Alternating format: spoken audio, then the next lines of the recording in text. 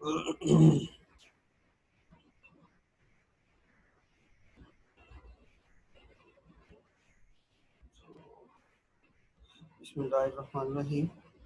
तो टॉपिक बच्चों जो आज हमने डिस्कस करना है वो है ह्यूमन रिसोर्स मैनेजमेंट।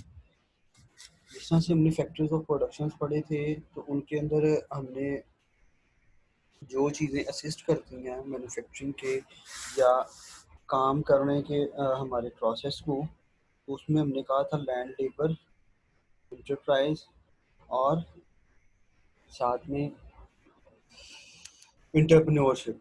ठीक है, ये चार चीज़ें थी, फोर फैक्टर्स ऑफ प्रोडक्शन। उनमें से अगर हम लेबर की बात करें तो जिन लोगों को हमने डिप्लॉय करना है, जिनको काम पे रखना है, काम रखने से पहले राइट पर्सन की सिलेक्शन वो किस तरह से करनी है हमने। ठीक है, तो जितनी की ज़रूरत है लोगों की वो, ठीक है, और उनको काम किस तरह से असाइन करना है वो वाला। तो ये सारी की सारी चीज़ें जो हैं इन ओवरव्यू हम देखेंगे इसके अंदर। ह्यूमन रिसोर्स मैनेजमेंट,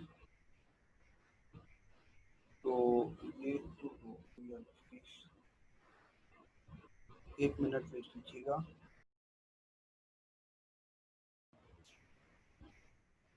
अच्छा, सॉरी फॉर इंटरप्शन, एक ज़रूरी कॉल आ गई थी। अच्छा जी, तो ह्यूमन रिसोर्स मैनेजमेंट के अंदर हमने देखना है जी कि जो लोगों को हमने वहाँ पे इंगेज करना है काम के अंदर, ठीक है, और बाकी चीज़ें।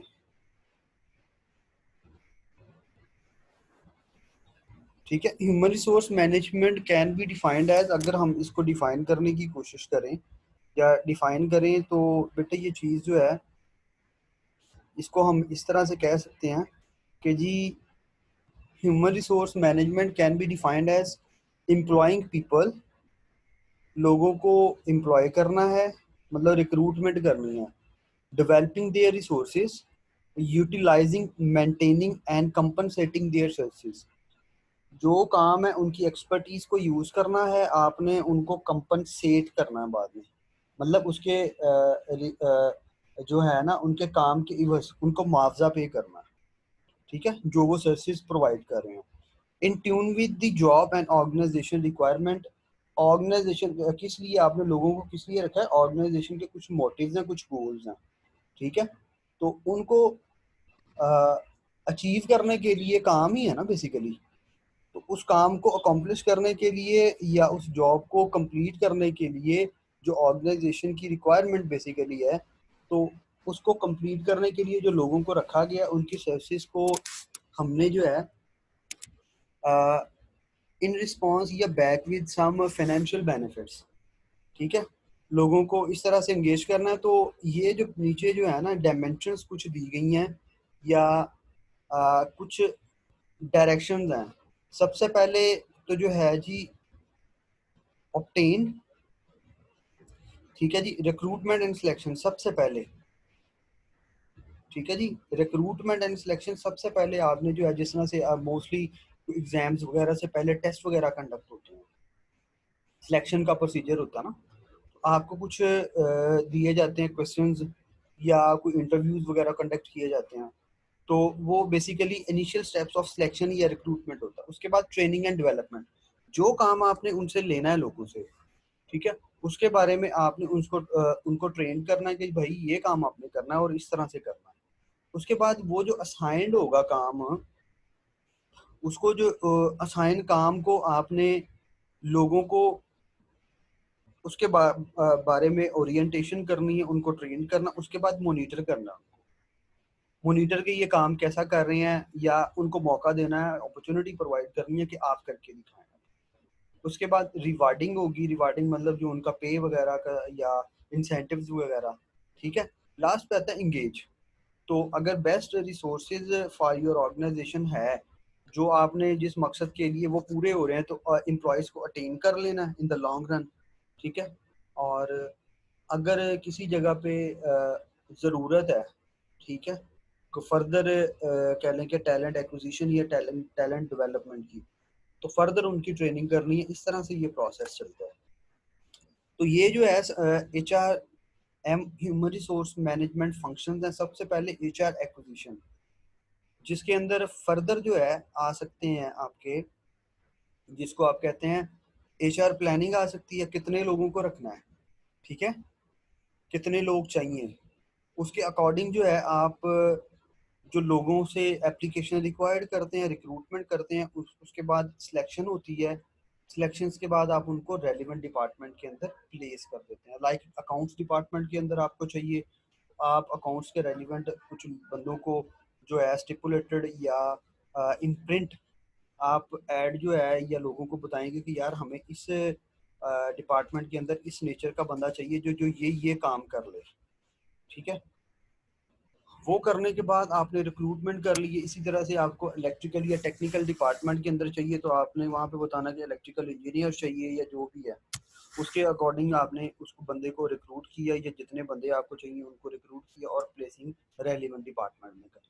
उसके बाद HR development, career planning, training and development और ऑर्गेनाइज।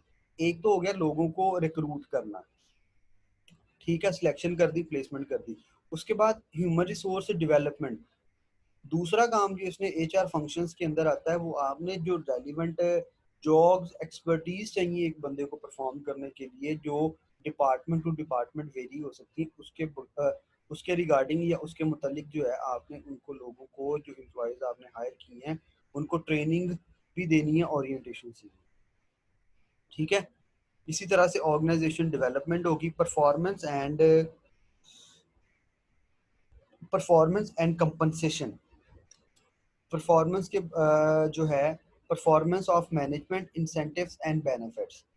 तो तीसरे नंबर पे परफॉर्मेंस एंड कंपनसेशन के अंदर अगर मैं आपको आसान अल्फाज में बताऊं, आपने देखना है कि लोगों को आपने क्या काम असाइन किया था और कितने परसेंट या किस हद तक जो है उन्होंने इसको कर लिया हुआ है अकम्प्लिश, या कितने अप टू व्हाट एक्सटेंट, कहाँ तक ये जो है इसको प्रॉपरली कर पा रहे हैं, ठीक है, जिसको अप्रेजल वगैरह भी बोलते हैं कि जी ये काम थे, इसने गलतियां कम की हैं, काम बहुत अच्छा किया है, ठीक है। तो परफॉर्मेंस मैनेजमेंट पहला चीज, ये वाला फंक्शन आ गया, परफॉर्मेंस एंड कंपनसेशन, और दूसरा incentives and benefits.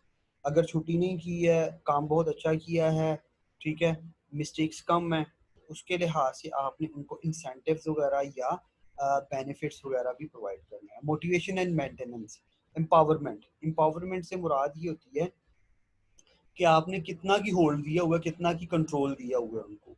Health and safety, तो ये फोर्थ फंक्शन की सब हेडिंग। उसके बाद एचआर मोबिलिटी, जो आप जॉब रोटेशन वगैरह जिसको बोलते हैं, कि एक बंदे को जो है आपने कर दिया हुआ है एक डिपार्टमेंट से दूसरे डिपार्टमेंट में, ठीक है, या एक सीट से एक डेजिग्नेशन से दूसरी डेजिग्नेशन तक, दूसरी डेजिग्नेशन के ऊपर।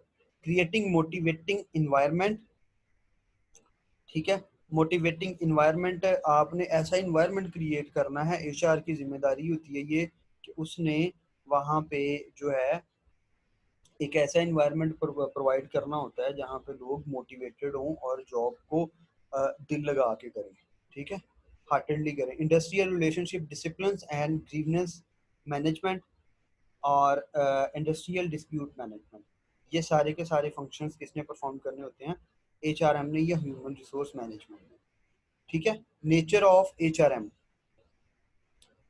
उसके बाद इसका पहला पॉइंट जो है, inherent part of management, selecting people, training, motivating, appraising their performance for improving their quality. उसके बाद pervasive function present in all levels of management in the organisation. Action orientation के अंदर या एक्शन ओरिएंटेड के अंदर solve problem through rationals balance policy rather than keeping record. तो आपने जो है जस्ट इन टाइम ही जो इश्यूज अराइज होते हैं उनको सॉल्व करने की कोशिश करनी है। ये नहीं है कि आप जो इश्यूज हैं उनको कंपाइल करते रहें, गैदर करते रहें और एक ही बार कहें कि जी एक ही बार हो जाएगा, नहीं, आपने जस्ट इन टाइम उसको रिजॉल्व करने की कोशिश करनी है। Peoples oriented HRM is all about people at work, ठीक है, assign jobs, produce results, rewards, motivation them toward the improvement in productivity. Future oriented मतलब आप फ्यूचर जो है फ्यूचर को सामने रखते हुए जो है वर्क सेटिंग्स या डिसीजन मेकिंग कर रहे हैं। Effective HRM helps organisation meets its goals, कि इन फ्यूचर आप खुद को कहाँ पे देख रहे हैं, development oriented HRM develops full potentials of employees through reward training and job rotations. Integrated mechanism HRM maintain cordial relationship between people working at various level in organization. Integrated mechanism से मुराद कि आपने सिर्फ काम नहीं, उनको पर्सनली भी जो है वो इन टच रहने की कोशिश करना है उनके साथ. Comprehensive function, workforce significance, people's work at all level. HRM differs with form and shape, but basic objective of effective utilizations of human resources and remain the same. Continuous function आता है 9वें number पे. ठीक है, उसके बाद बचे आप scope capacity of, किस हद तक जो है HRM क्वेश्चनेबल होती है या कहाँ तक जो जो काम उसने करने होते हैं उसमें human resource planning fill various position. तो कोई भी पोजीशन जो है अगर अराइज होती है वहाँ पे तो उसको करना है किसने, फिर HRM या ह्यूमन रिसोर्स मैनेजमेंट. रिक्रूटमेंट और सिलेक्शन का प्रोसीजर इसने करना है. जॉब डिज़ाइन, ठीक है, जॉब डिज़ाइन का काम जो है या एक पर्टिकुलर जॉब के लिए किन किन एक्सपर्टीज की और किस टाइप के वर्कर की ज़रूरत है ये भी किसने डिसाइड करना है, HRM. Okay.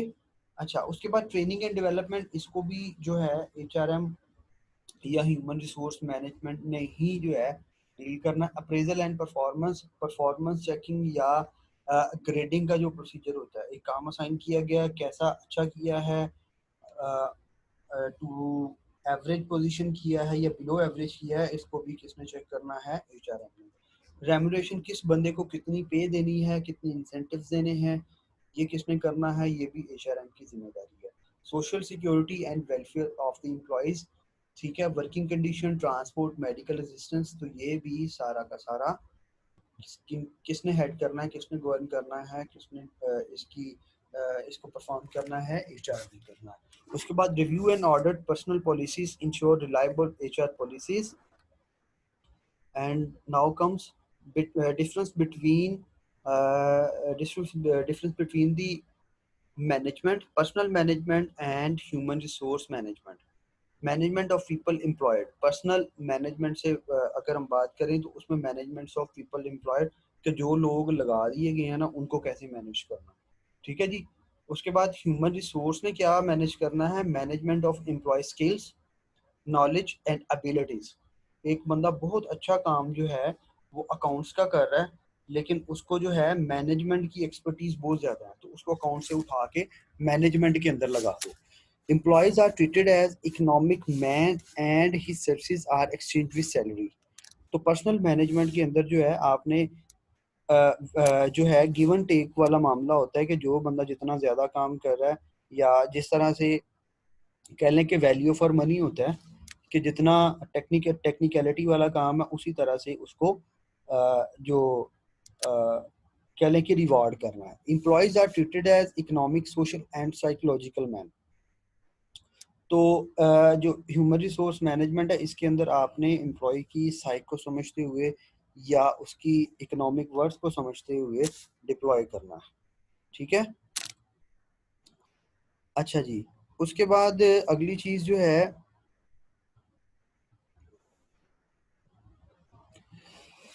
employees are treated as employees are viewed as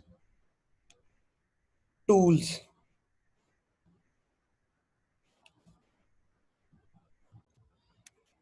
Employees are treated as resources. तो एज पर जो होता है आपका जी एम्प्लॉय एज पर पर्सनल मैनेजमेंट या पर्सोनल मैनेजमेंट, उसमें जो है आपने बेटा जी करना होता है लोगों को एज अ टूल यूज करना और दूसरी तरफ आपने एज अ रिसोर्स जो है as per human resource management इस तरह से. ठीक है. Employees are treated as cost centre, therefore management control cost of labour. तो यहाँ पे आपने कॉस्ट पर्सपेक्टिव देखनी है. ठीक है. और दूसरी तरफ जो है employees are treated as profit centre कि लोग होंगे, लोग जो हैं ये वर्कर हमारा एसेट्स हैं तो इन्हीं की वजह से या इनकी बदौलत से ही हम जो है प्रॉफिट अर्निंग कर रहे हैं, therefore invest in human resource. उसी तरह से employee used as organisation benefits, दूसरी तरफ employee use for multi mutual benefits for organisation, employees and families. And last one last one जो है वो पर्सोनल फंक्शंस ओनली एक्सिलरी, और HRM is strategic plan management of the human resource. अच्छा जी, objectives क्या हैं? ठीक है, इसको हम देखते हैं।